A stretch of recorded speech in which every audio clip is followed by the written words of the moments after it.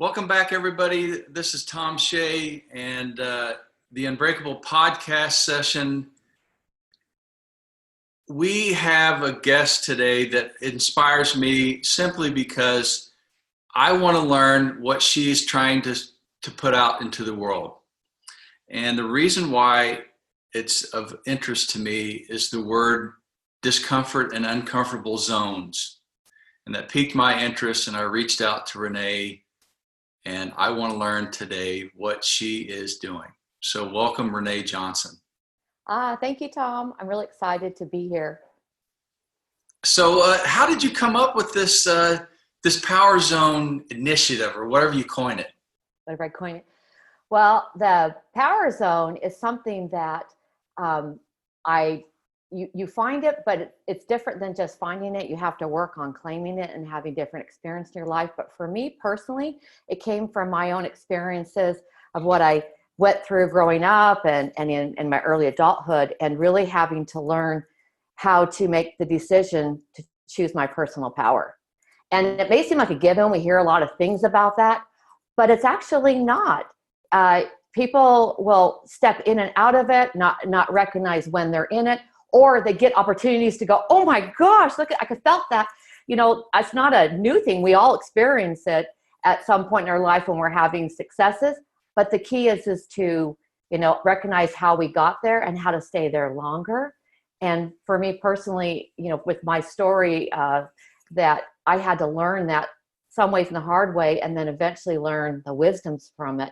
And really, that's my passion, is really bring that forward into other people's lives. So as I'm looking at your book, tell me about your book. What spurred you on to write it, and why the title? Well, the title of Leaving Your Comfort Zone, How to Lead Your Life from the Power Zone.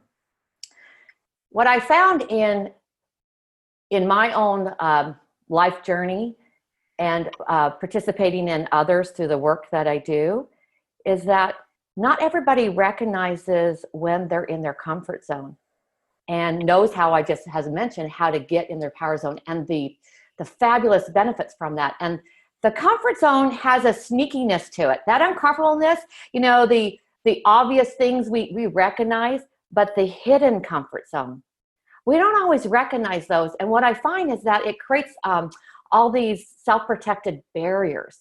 And those self-protected barriers is what limits people's possibility.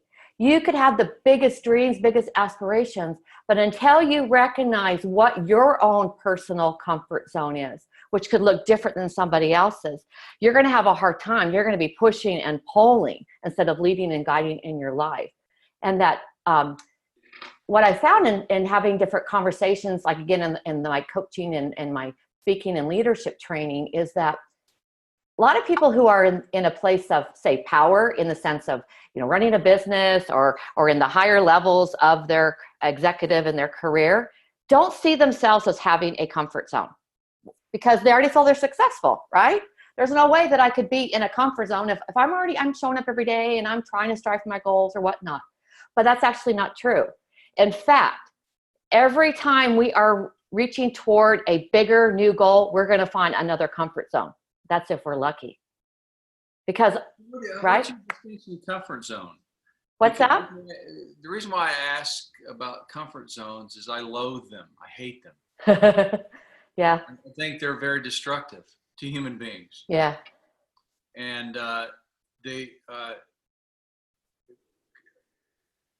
and what I saw in the first parts of your book is to leave them.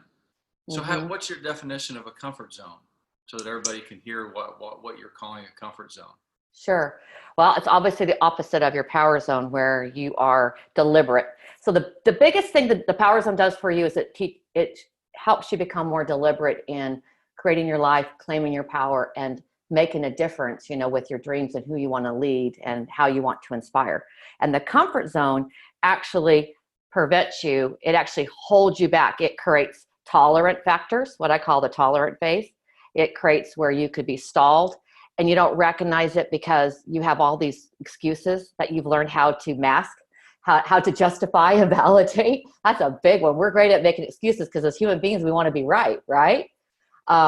It now and then lets you peek over into the discovery area where you might tip your toe. But its whole goal is to hold you back, to keep you safe, to keep you protected.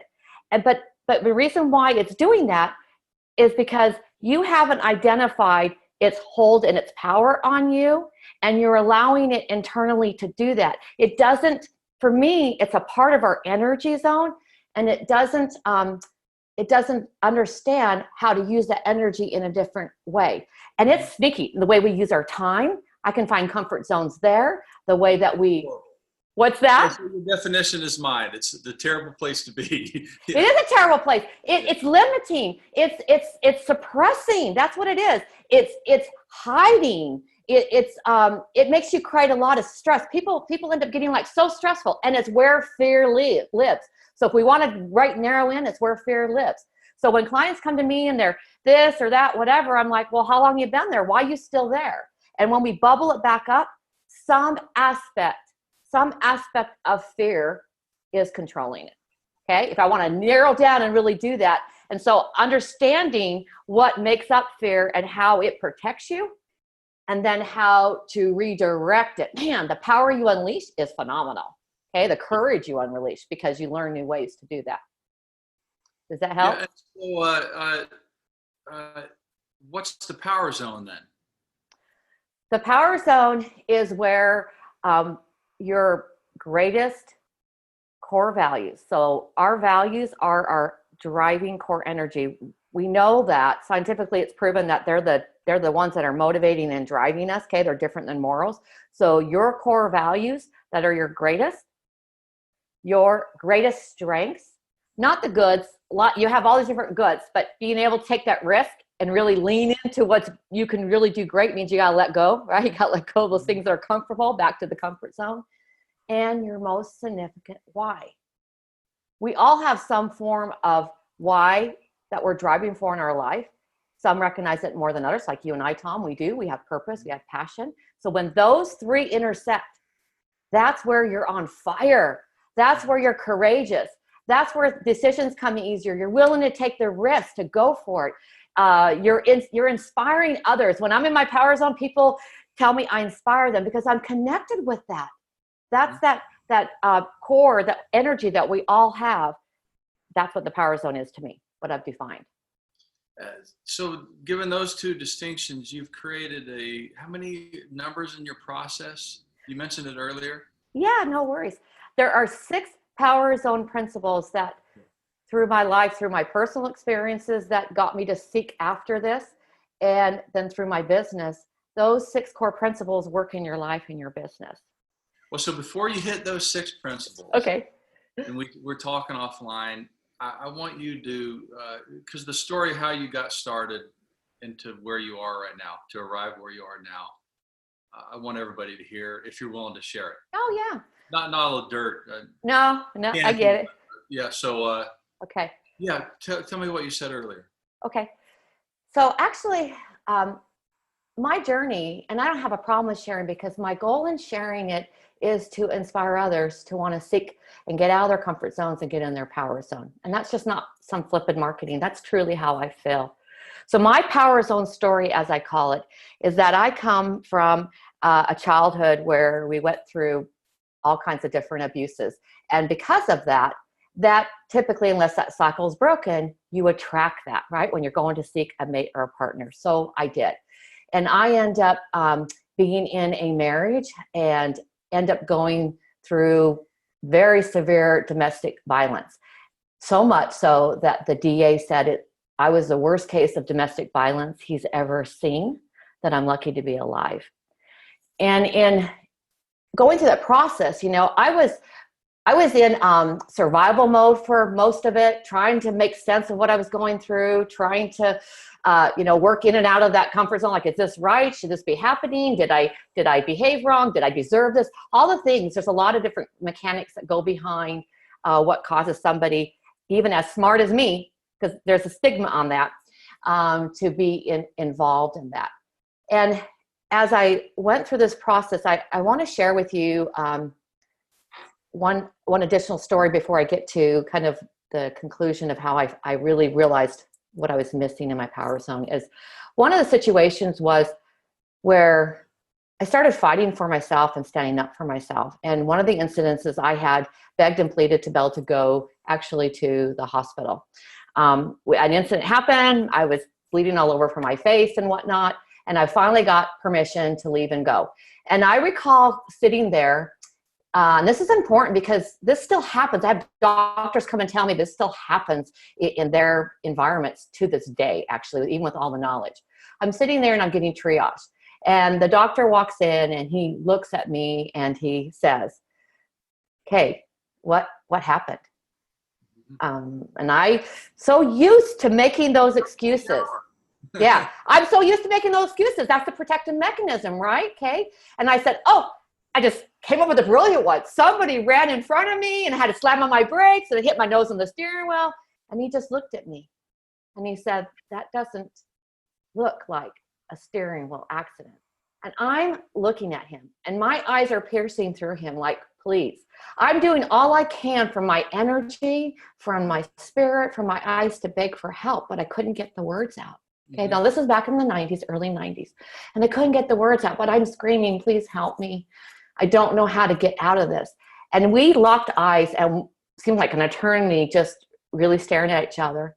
And I know later, having gone through this and talking to doctors, he didn't know what to do with that. He didn't know how to respond. He went to his comfort zone. He put his face down. He got his prescription pad out. You know, I had broken my eye socket, my nose, teeth were knocked out, all this stuff, okay? And he said, "We're going to get you taken here. They're going to refer you out and so forth. Be careful when you're driving." And now I'm left to go back and face that environment, right? At that point, I realized through course of getting healing and reaching out that the people that I was reaching out to weren't capable of seeing beyond, weren't willing to raise me up. Because I did ask for help many times, okay? But there came a day where I finally got somebody to actually recognize that you are being abused. And by hearing somebody else, so this is part of the power zone, by hearing somebody else say, "You are," not just me in my head questioning and wondering and everybody else going, "Well, maybe, just be nicer, it will work out, get some therapy," all those different things that made me stay in my comfort zone. When somebody actually validated me, that's when everything shifted. So I want to fast forward after going through years working, finally escaping with my children. Actually, I moved to a new town on like more than halfway across the state, didn't have a job, didn't have a place to live, didn't have family or friends, and I started a new life. And the program the DA had and the police helped me, but I had to get all set up and start over. And I remember doing all of this. And in the process, we were ready to file, okay? The DA had like 4 felony counts, whatnot, and I was in protection and things like this. And we'd worked really hard, and it's a grueling process to go through. It takes a lot of courage. So one afternoon, I get a call from the DA. And he says, "Renee, are you sitting down?" "No." "What's up?" You know? So he's like, "Well, I have some news for you. We have an ironclad case. We have affidavits. We have hospital records. We know you're this case that we have. I am so sorry to share with you. Somebody forgot to dot, the I or cross the T, basically sign a document. And we missed the statute of limitations by 180 days. I'm sorry, but there's nothing more we can do for you." Good Lord. Yeah. So, Tom, in that moment, I'll be honest, I talk about this in my book and I talk about when I speak that I dropped to my knees. Like, I was ready to say, that's it. Who would blame me at this point, right? It's been a lot of journey. And I remember just going, "Are you kidding me? I am firm and I'm strong. What the heck do you want from me?" Right? And I remember another situation, fast forward, I was being interviewed on a TV show. And I remember the interviewer saying, "So what did it feel like when they did that to you? What did it feel like to not have the power?" And you know what came to me in that? I realized in that moment, and I told him this, the DA never had the power. I always did. Mm-hmm. And it was in the moment that I got out of my stinking comfort zone, all the society justifications, friends, family, all those things that kept those excuses, kept me in those patterns and whatnot. And I said, enough. And I decided I want more. I have felt it. I have felt it calling me. I knew I had a bigger purpose. And when I claimed that and said, I always had it, watch me. I had another brilliant story that happened with, I was able to win something from that later. But in essence, that's when everything turned for me. And I started working with WEAVE, the Women Escaping a Violent Environment in Sacramento, California, and helping other women and helping them find their voice and be their voice as they sat in the courtroom so they could face their accuser and they could have the strength. That turned into later connecting with some different women and helping to create Cheryl's United. And Cheryl's United is an international organization. I'm a founding director for women who've gone through extreme obstacles like this and different, domestic violence, sex trafficking in the military and police, and really helping them, get out of that comfort zone and really start to claim their power and become a hero in their own life. And when they do that, they change, not only their life, their children's lives, they change their outlook for their future. And they can eventually step up and give back in the community, because that's the bigger power of this. What I'm trying to do here today is to create that ripple effect, right? And I feel like sharing my story, if I can do that, and there's a lot more detail, as you'd imagine. I know you have a lot more with your stories, Tom, in that. But if I can do that and then move forward and turn that into where I get to create and empower leaders every day, because they now get to reach down and they get to lift and empower others. That's why I'm so passionate about it. We keep that ripple effect going. What can other people do? So that's my mission, right? I'm very passionate about it, if you can't tell. So it's a fun that you use the word comfort zone, and as we were talking about earlier, and I loathe it because of what it does. Yeah. And no good decisions are made there. No. They're always bad. Mm-hmm. And no matter how bad, like for your situation, how bad it is, it's still comfortable. Yes. And it seems like it's the hardest thing to do, whether it's a relational thing that you had, or a physical anomaly that people have, or businesses going shitty, or whatever. Yeah. People choose a comfort zone that is shitty, rather than getting out of it and using your term, the power zone. Yeah. But you have to do it, because you're going to constantly make bad decisions there. Yeah. And so what was the writing of the book like? And I bring that up because I bring on a lot of authors. Yeah. Because writing ain't easy. Is not. I was like, I'll write a book. I write 100 emails a day. Okay, write one a day. We'll see how you turn out. Yeah. So I get the story behind what prompted you to write. Yeah. And then tell me about the writing process for you. What was that like? That was quite a journey. It took me 3 years, actually. This second one I'm working on right now is not taking as long. You learn some tricks of the trade. But the first one was really about going into my soul, and really, I even talk about that in my preface, where I talk about, I want to impart upon the reader. I want to give them these very personal, intimate gifts that I have, that I've learned, and somehow in my little small way make a difference. And so it was really, really going into that. So I was with a lot of care and thought, rewriting, changing this and that, fixing it, figuring out the best order to lay it down, because I wouldn't be there to guide them. And I really wanted this to be a guide so they could take their journey through it. And I found it really, what's the right word I'm trying to think of? Not personally inspiring, but also affirming place, because I was able to put down these stories, some of mine, but I also put down from my clients, and when they're, in their comfort zone, and what it looks like, and different ways that we go there, and different fallouts because of it, and challenges and whatnot. So that was, be able to give people an opportunity to learn from the outside in. And we learn better that way than somebody pointing the finger at us, right? I liked being able to put the tools down and give them, that gift to say, well, here's the process. If you want to move through it, here's how you do it, and know without a doubt that it works. Okay. And that was really cool with that. And I liked being able to, in the writing process, it's like a baby that's birthed. I remember getting my first batch of books and just like an awe, right? I don't know about you. You're kind of like, oh, that's me. So at the same time, it's very exciting. It's very vulnerable, because there it is.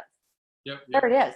there's your truth for everybody to judge, right? To pick at, because that happens, the haters, right? But I've been fortunate. I've been able to, it's gone all over the world, but I've had beautiful stories come back as a result in the way. And you know what? I'm living my why. Living my why, and what a gift that is too. And I couldn't have done that without facing that discomfort, without going and saying, okay, enough. And don't get me wrong, there was times I was saying enough. I was calling it out many times. But when I also share in my book about, how that's brought forward in even more simplistic ways, or what here's a key. What we attribute to simplistic ways is often more greater than you can imagine. And as I was telling you before we got on the show, is that when I was initially in the dental industry and doing consulting and management work, and again, I still have, consulting work I do for them. But what I was seeing is that these business owners, these dentists, would go to school, they learn their trade, but then they didn't know how to actually be a leader. And the difference between being in your comfort zone and being in your power zone is that you learn how to be a leader. Mm-hmm. That's a vehicle to get you out. A leader in your life, it doesn't have to be with a title, but you got to learn how to be a leader, being able to stand up for yourself, willing to take those risks to grow, willing to inspire change with yourself first, willing to lead that change. We can go on and on with that. And I watch these doctors put all their hopes and dreams into the mechanic, into the vehicle. Yep. But forget to do here, internally, which is going to be the biggest driving force of your success. And as they learn this, then the doors stop revolving. They started increasing their, revenue and their profits. They started having more joy and peace. And now the business could be a vehicle for their life, not the other way around. So those little things, I'm very passionate about this. I was having conversations this week with clients and even new consults. And when you listen to their story, I'm listening for where's their comfort zone. Mm-hmm. What is that excuse? What is that interpretation, that perception that they've held on so tight, like you said, because we know what to do with it. And I remember in the words, this person saying, oh yeah, that's it. But I'm busy here. I'm busy there. Oh, I don't have any time until this. That's robbing your life. Mm-hmm. That's robbing your life. So I don't know. I'm very passionate about that. Life is precious. The experiences I've had, experiences you've had, Tom, it's precious. And it's the little things every day, not getting up when the alarm clock goes off, not having that courageous conversation so you have more engaging conversation. It's these opportunities to truly get out of the passenger seat in your life, because I know that one, and get in the driver's seat of your life, right? My fifth client, 5-6 years ago, in the process of training clients, he was the fifth one that I trained, and he was a dentist. Oh, which I think is funny. In light of this story, and he was in a comfort zone, and he wanted to get, in hindsight, wanted to get out of the business because he'd been in it too long. And so long story short, through the process of getting out of his comfort zone, he lost like 200 pounds and started doing a lot more activity with his family, and bought 3 more practices. And he works less now than he did before. I know why. And it was, it was really comfortable to have the excuse that it's over. I'm old, I'm out. Yeah. And I'm like, I'm not interested in that. So you're going to try this, and you're going to do it. I can't do that. You're going to do it 100 times. Now do it 100 times. And, but it was, and the human condition wants comfort, but it's a disaster. Yeah. And so so did you come up with your 6 processes or principles in the writing of it, or did you have them before? I actually had them before. They were mine that, I had developed things. I do a lot of journaling, and I did draw from my journals to use in the book too, which was great. If you're wanting to write out there, start journaling. So I had actually identified them. What? Just start writing. Don't do something first. Just start writing. But go ahead. Oh no, but that's how you start the writing creative process. Journaling for me. Okay. So you're funny. I had developed those in some ways just really instinctual. Okay. So the 6 power zone principles that I talk about in my book, they work, which is I think it's brilliant. And now I know it's because, there was a greater energy, greater power leading me, because you can use them in both. And I do. That's what I coach on. But the first one is to really have that clear vision of what success looks like too in your life. Just like in business, if we don't have a clear vision, we're in that passenger seat. It's really difficult to set the purpose, right? And to shape decisions, which comfort doesn't let you do very much of that, right? It's kind of status quo, reaction, and to inspire changes, inspire movement. So having a clear vision of success in your life and in your business is so important to do. So that's principle one. Mm-hmm. How do they get to clear vision? Or is that your secret sauce? Yeah, there's processes. You know that, right? Okay. But seriously, that's what you got to hook up with me. But I work from a process where we work first with the internal change, because if we just start putting on paper, I want to take that trip, or I want to make that dollar, whatever, I find, and I don't do it this way anymore, I find that you will shrink your vision to your current comfort zone. We have to work first what I call your power zone affirmation. So I work on helping them develop their leadership power zone affirmation first. And this becomes then a daily habit and practice for the first month. And they're doing a journal exercise with it, so they can actually recognize what is all those gremlins, all that internal language and banter and excuses and worries and all that. And then they get to challenge that. Is that really true? Is that useful? So they start to look at the ways that they can psychologically change that. And then they start looking for successes when even they have a little bit of this affirming intentional happen. In doing this process, we're breaking down that comfort zone. We're setting new sights on what we want. And we're building the confidence through recognizing our ability to change by celebrating successes. It's a powerful process. My clients will often say, more often than not, I didn't realize how complacent I was. Mm-hmm. Okay. Mm-hmm. And this helps them really be more deliberate. Once they have that done and they're now seeing things, it's like wiping the window clean. They're now seeing a different vision for themselves. Now we can lay it down in paper. And there's one model, one process for life, and one process for business. And in their own rights are equally powerful. So we got to start with the mindset first. That is the number one. Would you agree that's the number one factor of success? Well, you brought up like 20 points. Which one do you want to talk about? You pick. You're the host.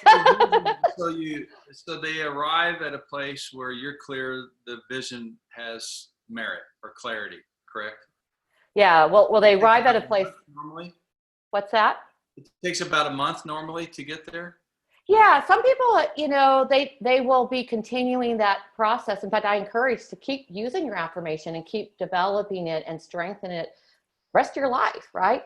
But they get to a place where they can now see things different, and they're willing to face, they're willing to take responsibility for the changes they want. You got to take responsibility, right?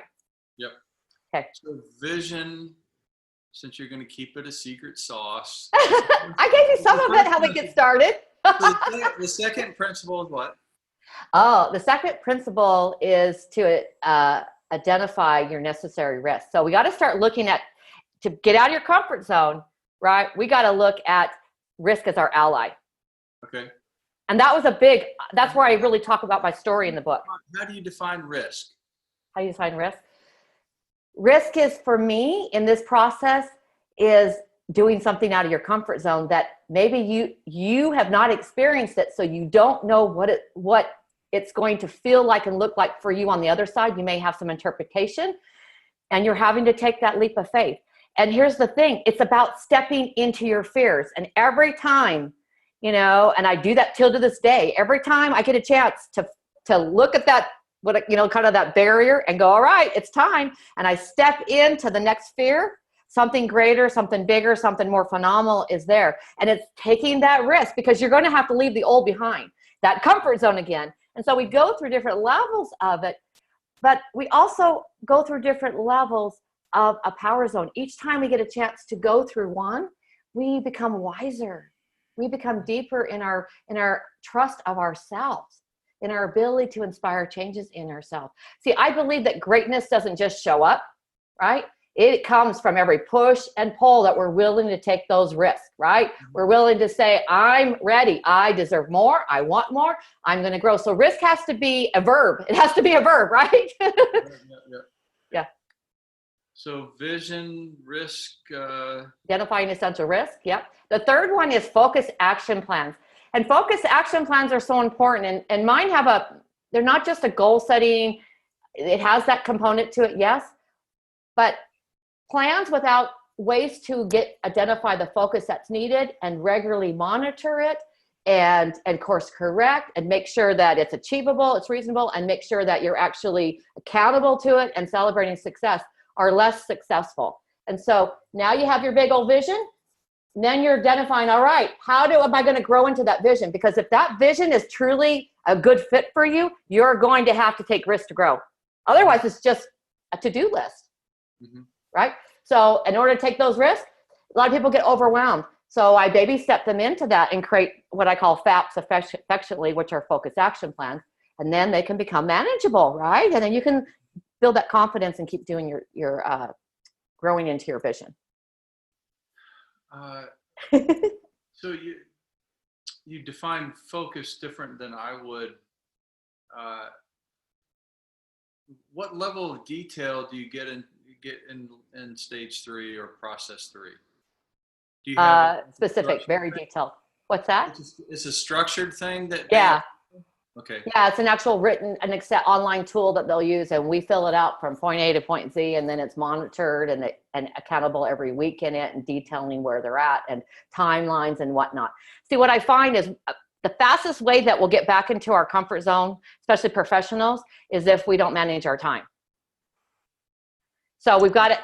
So I have a mechanism that allows us to do, if we're doing the bigger vision, it's not an overnight process. We can't just, be there tomorrow because we wish it to be so. It's got to be integrated, and you're growing in the process outside and inside and doing it. At least that's what I teach, because that's my training, right? In and out of work. So this allows them to manage it and block out the time. And that's where you become deliberate. It's hard to reach your goals if you're not deliberate. So yes, it's very specific. Okay. How many people have you fired? Client-wise? Yeah. I actually have. If they're not, I do. I would say 99.9% repeat and refer. The other 1% is because they came in for a workshop or a project or whatever. And it's a different type of referral style. Yeah. But I actually have, because you could tell my style. I really want to partner with you. I'm not doing it for you, but I'm going to be right there rolling my sleeves up and championing you. So I've actually fired a few people, and I'll tell that people in my initial consultation, this is a partnership. And I'm not afraid to say this isn't going to fit. You have to do the work, right? But I'm going to be there, and I'm going to champion you. And I also need permission to call out your BS, because it's going to creep in there every time you're stretching a little bit bigger. Yeah. Yeah, I had to fire several over the past 5 years, and it was a horrible experience. But dude, I don't have the time. Yeah. I'm not going to do your life for you. No. I call the process honoring your word. If you can't do that, we're stuffed. Yeah. I'm not going to do it for you. I can't breathe your air for you, but yeah. So go on to 4. 4 is called identifying your confidence blockers. So through the years, I've been coaching almost 30 years. I've actually identified 4 key confidence blockers that are big components in keeping us in our comfort zone. And that is your fears. And I've talked about that several times already today, right? Internal barriers. So that's the second one? Fear. That's the second one. Yeah. So fears, internal barriers, and then lack of assertiveness. That's your third one. And then lack of self-care. So those 4 components, and I'll have to go into companies and just teach that particular workshop. It's great for leaders. It's great for sales teams. It's great for customer programs. Anyway, long story short is that I have clients, what they'll do is they'll do their CREST assessment, and they'll identify which one of those is the highest and which one's driving them. And, self-care, working it backwards, self-care, we don't always look at that as something that can drive success or that would potentially keep us in our comfort zone, but it absolutely does. When we look at our vehicle to do our goals in our life, it's us. And I think Vince Lombardi, I mentioned this quote on one of my posts on LinkedIn, says, that I'm going to say it wrong, but something about, exhaustion will make a coward out of all of us. Mm-hmm. So it's really hard to think about going that extra mile for yourself, pushing yourself out of your comfort zone, and so forth. If you are tired, it's really hard to stretch and take risk if you are tired. It's so easy to push off those strategic plans if you are tired. But it's not just that. It's also the mental well-being. We've got to feed our mind, body, and soul, right? That's an important aspect. And when you're doing that, you also get an inspiration that can actually give you different ideas of how to reach for that goal even easier, right? Because you're getting out of your tactical mind and you're getting into your inspired mind, and you can have things be revealed to you. I have that often. It's there, it's energetically, that allow you to go, wow, that's why I can't make progress. I keep bumping this and I really need to be going here. So it's opportunity in doing that. But one thing that is huge in company cultures, and I noticed you have podcasts on that when I was looking at your site, is celebrating success. It's a huge thing when I go into companies. That's a huge part of self-care. It's huge. Because why? Because if we don't recognize what we're capable of, it's really hard for us to do more of it, right? Yeah. So anyway, recognition is a hard factor for a lot of people. And self-recognition doesn't exist. Really. People don't want to recognize themselves very much. And it's probably a cultural anomaly that we all have. Maybe shouldn't, but people don't take care of themselves. And then if they don't take care of themselves, they will never recognize their upsides or even their downsides. They just don't mention anything, but which is a travesty. So what's number 5? Number 5 is understanding the qualities of confidence. So as you're growing and developing, each of these principles get you further into, claiming your power zone. And as you grow and develop into more of a confident individual and willing to be more deliberate in your life and your work, there is an opportunity for you to, I have 10 different ones that I've through my studies, that confident individuals or leaders, because mine's more so for professionals and leaders, there are 10 key qualities, but those qualities can work for you and against you. And so and I've seen that where, I'll see people where they get like really confident and then they want to go too far, too fast before they have the legs underneath them, right? Okay. So understanding how which qualities work for you, which ones work against you, and then getting your sweet spot is really important. Like risk, okay? So being able to take risk is one of the qualities. And if you are really able in your confidence to take risk, that can work for you. Yeah, you gotta stretch that next level, but it can work against you because you may jump too far ahead too soon and then realize I didn't have that really planned out. And now I feel like that didn't really work, but it was really your planning or your ability to get the support you need. And that also creates lone rangers. When that's working against you, you'll have a tendency to do a lot of things on your own. You don't need any support. And that's taking the hard road, right? You and I both know support is a huge factor with that. Okay, so that is, and that's the phenomenon of if you want to go fast, do it by yourself. If you want to go far, take a team. Have you ever heard that? Yeah, something similar to that. It is true. Yep. It's very true. Yeah. Much harder doing a team because it's always slower. Yes, it is. It can be slower. Do stuff quickly by yourself. Yeah, well, to a point, yes, but it's no fun. You're just like, okay, we know what, right? Yeah, it becomes rather empty. I train a lot of executives, and they get to the point that it's empty. They've already succeeded so many times, it becomes empty, and then they start looking at developing a team, and their first kickback is, well, it takes too long. So let it take long. You'll go farther, by the way, and you'll produce more with a team. But and you'll be more fulfilled and enriched. And that's one of the things, like executives come to me like, I don't feel like I'm making a difference anymore. I'm making me C-level positions. I don't feel like I'm contributing. We innately want to give. I believe that's part of our soul, our purpose is service. It's the blood of life, right? And so you can do so much with yourself, but after a while, you're missing the opportunity to do what you're supposed to do, is to give back and to serve. So I'm interested in what the sixth is. 6 is absolutely. 6 is to become an empowered leader. So what is empowerment? Ah. Empowerment is where you're able to find your voice and value. I'll explain that in a second. You're able to inspire change, and you're able to lead that change. I'm so passionate about this one that my next book is going to be largely about that. Okay, leadership why. What the why behind your leadership is, basically. And again, I'm going from my own experiences of developing this and working with the clients that I attract. And they may have the title on the door, okay, executive this, VP of that, whatever, but they haven't been able to find their voice. And what I mean by that, they haven't really taken the time to identify that core driving value that we talked about, what the power zone is made of, right? They step in and out of it, and they're misaligned with it, and that causes a lot of discomfort and stress and just turmoil. It really does.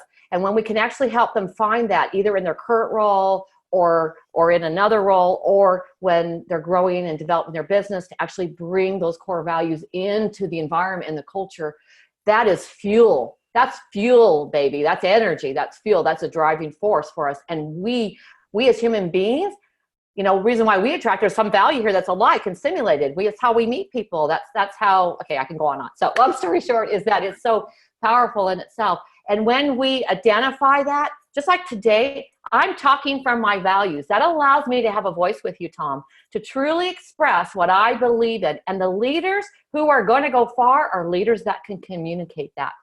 Mm-hmm. That is so important. If you cannot communicate, and I don't just mean like public speaking skills, but truly communicate your values that you claim as a leader and stand passionately with them, it's very difficult. Look behind you, who's following you, right? If you're not able to communicate that. So the second one is inspiring change. And often I will see that you go into a company and you'll have the owners, the team, the executive team saying, oh, they're not doing this, they're not doing that, fix somebody else, fix that, right, Tom? Mm-hmm. And I'm listening, and then I'm going, all right, let's go backwards.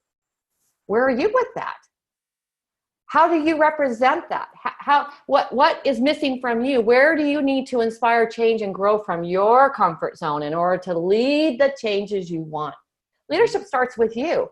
And so it's a self-development. It's never just on the outside. That's more processes, system, tactical. You got to start with here. So going through that process of learning how to influence different, that is, to me, is such a gift for them. It's so powerful. It takes less time. Like the gentleman you talked about earlier, it's probably one of the reasons you're working less. You're more clear at your message. You're more confident with it. You're able to influence different.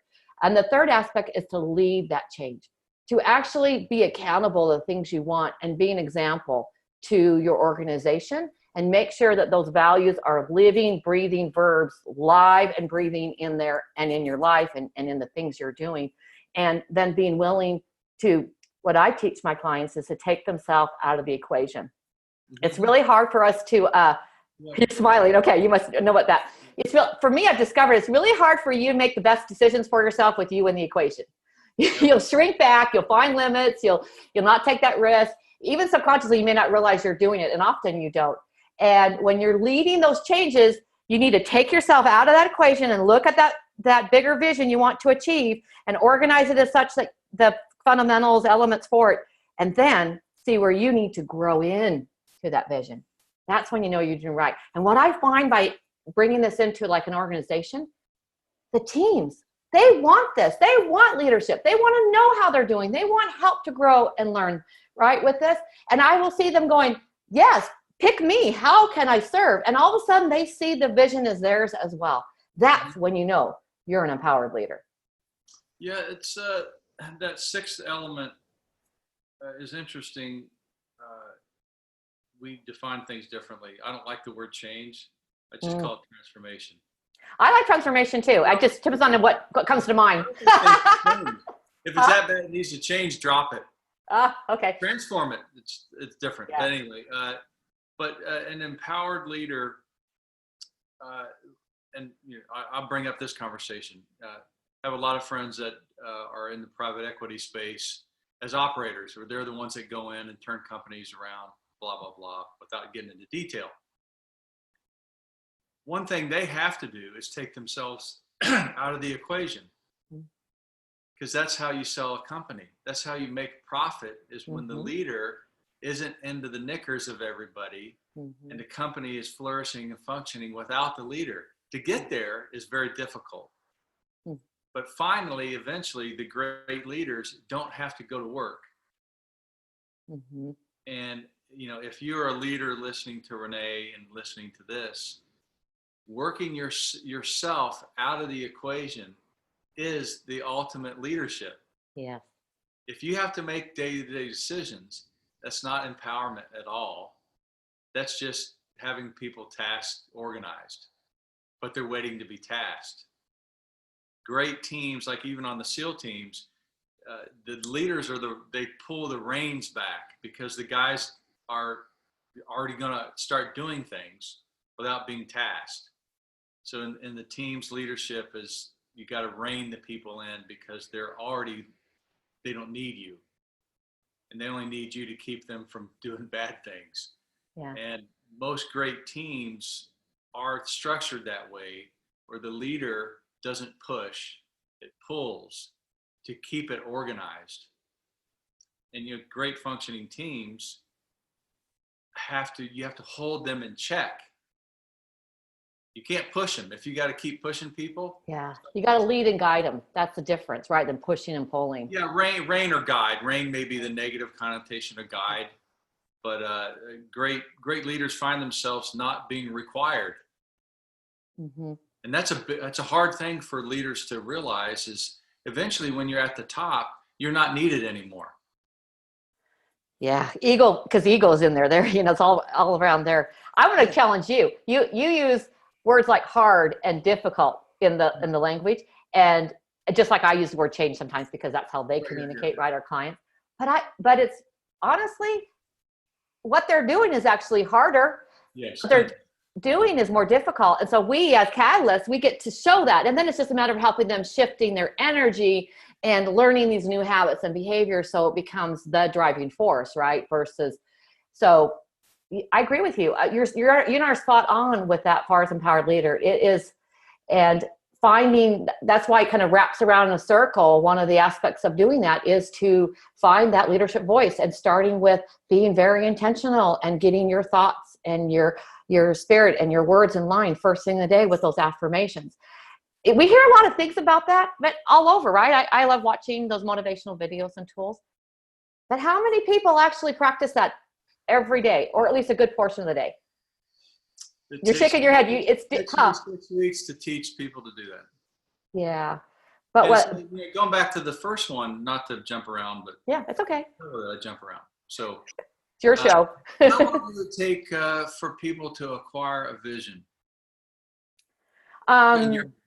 You look about all your clients. Is there a timeline? Usually within 2 weeks. Usually we have a draft done within 2 weeks, and then we're trying it on the first month, and then it's being adjusted, and it's usually pretty solid within that first quarter, and then it's a process that they'll duplicate every year. Like I create a life vision every year, create a business vision every year. Do you have a number of words that exist in a vision statement?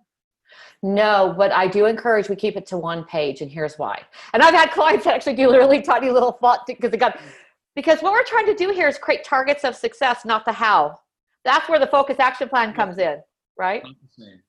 You're the same? Okay. Yeah. No, so yeah, the how is not the same as the vision. No. Yeah, it's not. And I want them to be very clear, very concise, very targeted, and everything is spoken in terms of, it's here, it's right now. Not when I do, or if I, Yoda says there's no try, right? So there's no try, it's I will, right? Yeah. So absolutely. So and then it becomes the focus of the coaching. Everything's about how do we get there? Are we aligning with that? Yes or no? And that seems simplistic, but even in my time management program, clients love this to learn that self-honoring approach where the decision-making process becomes easier when you have a vision, because you're like, man, does that really get me closer or not? It doesn't. Why am I doing it? Yeah. Why do I feel, right? Yeah. A lot of clutter. Those are those hidden comfort zones I talked about early on. Mm-hmm. And then all of a sudden you get more free time. You get more available time. Then you get to choose how to use it. And that's what it should do for you, right?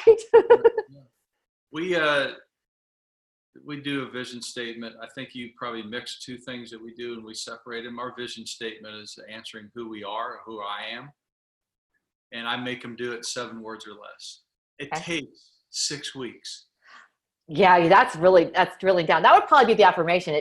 I have to get them down to 1 paragraph, right? Our mission statement is a little longer. Yeah. It can be up to 2 paragraphs. Okay. And that actually doesn't take as long as the vision statement. Most people cannot articulate. You call it affirmation. That's why I was trying to make the distinctions in language that how you define. Well, vision's one thing, and that's why they do an affirmation first, and then they do their vision statement. 2 separate tools. Yeah. Mm-hmm. And very interesting. So what's next for you? What are you doing next? What am I doing next? Well, I'm working on my 2nd book, Leadership Why. I'm working on doing some traveling and speaking. I love getting in front of audiences and being a change factor. Okay, transformation factor. Maybe I should change that. Everybody loves change. The word. No, change. nobody loves change. That's the point of it, right? So, but yeah, just getting a chance to really grow and develop leaders. I have an upcoming retreat I'm going to be doing out here in Phoenix come this fall, and I'm excited about our teams working on that. So, just continue to evolve and meeting new leaders and creating these newer visions and helping my clients move into those power zones. And what's fun about it is that each year they get to do another one and another one and another one. And I love it. And I feel truly honored with that. So that's what's next for me, is to keep growing and developing and working. One thing that I feel sets myself apart as a great coach is that I'm working on me at the same time. I think the great coaches have coaches. You got to be growing, developing, using your own processes. It's not just words, and you're fine tuning and you're creating more resources and tools. You're truly, for me at least, because it's very purpose driven for me, right? This is a vehicle for me to finally claim that voice that I didn't have since I was really young, and to truly make something powerful at it. So I feel very honored. And happy to explore opportunities with those who are ready for that type of play, that type of transformation. How do people reach out to you? The best way is to go to my website, Power Zone Coach. So powerzonecoach.com. On there's opportunities for some free resources to try different things on, but you also can get access to all my social media sites. I'm regularly doing tips and videos and articles and so forth. So that has everything you need right there. And this thing in Phoenix, what tell me about that? Can people sign up for it, or is it a closed event? It will be open soon. We just find the timeline to actually market it is not quite yet, but here near the end of this, probably midsummer, we'll be having that up. But I have it on there where it says Power Zone Mastery is coming, soon coming live. So that's what it will be about. And it's going to be powerful. So I'll share the link with you. We can share it with your viewers when it comes up. But this is really about another layer of transformation for leaders, and really getting even more comfortable with belonging to themselves. And what I find is, as they're transforming in this process, there becomes this beautiful gift and opportunity to trust yourself more. And I imagine, Tom, that in your experience with Navy SEAL and whatnot, you guys have to learn how to truly trust yourself and trust others. And learning that you can really rely on yourself, that you truly are capable of anything, and you are able to, especially women have a hard time listening to their intuitions. We get a lot of them, but we don't always listen and accept them, right? We negate them. It gets us in trouble. So do men too, but women particularly are voices. But it's going to be an event that is really going to be about a mind, soul, body experience of transforming into that deeper level of leadership. And I'm excited to see what they can take back into their life, into their business with it. Is it a 2-day or 1 day? It's going to be a 2-day. It's going to be probably a 3-night. They're going to come in early, and then if they want to leave early, the last day. But we've got some different really live interactive events, so that we're not just sitting in front of a room and talking. We're going to be some active things, some transformational things we're going to be doing. And so it's a fall time turnaround? Mm-hmm. Yeah, because out here in Phoenix, we got to get just a little cooler. I was going to say, you're going to do that in the summer in Phoenix? No, the fall. People are going to show up. We'll throw them all in the pool with some margaritas. Throw that on the pavement and see how long you can last. Yeah. Yeah. And and your book's on Amazon? My book is not now. Early on, and I actually brought it to my website. You know why? I get so much viewership there, and when I speak and I go in and train with companies, they'll buy, boxes of them. I'm signing, I'm doing things. It just made it easier for the, what do you want to call, transmission of them, and it worked out great. So that's what I do. It's on your website. Okay. Uh-huh. Okay. Yeah. But why didn't you put it on Amazon? When I Isn't first it on Amazon anyway? my current marketing manager is working on that. We're working on an audio of it because we want to make sure that's up when the second book comes up. When I first created the first book, I wasn't trying to be a speaker. I was trying to serve. Right. So my whole intention was to use it as a guide for my clients. It's great to have that. Clients get a copy of it. They're required to read as we go along through each principle, right? Gives them that opportunity to digest and process and practice things, and use it as a training tool when I'm going in and doing the corporate retreats and so forth. So I never had it as I'm going to be an Amazon seller or bestseller. That's never been my intention. My intention's been to serve, and that's why. And it's just kind of been like that, and it's worked really well there. The book market is the weird beast. Mm-hmm. And ours, we came out as an independent publisher just to print out 5 copies, and with no intent to be public, because I didn't come from that public space at all. I just wanted my family to read what I'd written for them, and it went crazy.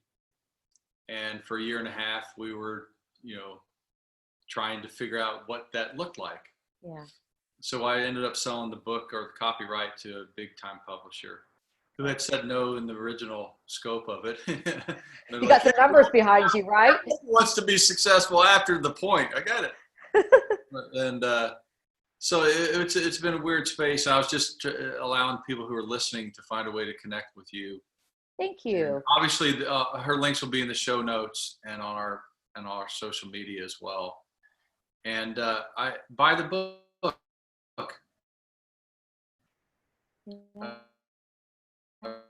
Reach out and buy and talk to Renee and beat her up, call her every day. Well, I'll tell you, your listeners, I love meeting leaders that are inspired by this. So my contact form in there, it will get to me, even though my team might go through it. If you want to communicate with me, I'm not selling you. I build partnerships. I add value, even if we're not a fit, whatever. But, well, not really, not whatever. But I'm happy to explore that with you. And seriously, this is my gift. This is my purpose. And I'm very lucky and very fortunate that I did leave my dang comfort zone, and I took the risk, and I found my power zone, and I'm continuing to work to be there and serve. So, yeah. Thank you for all that. I appreciate that. And I can't wait to see what happens next. Thank you. And thank you, Renee. Thank you, Tom. I appreciate it. All right. You can hit off record for a second. Okay. Hold on, sir. Oh, I just stopped it. Well, hold on. Yeah, just stop it. That's fine. Okay. Yeah. So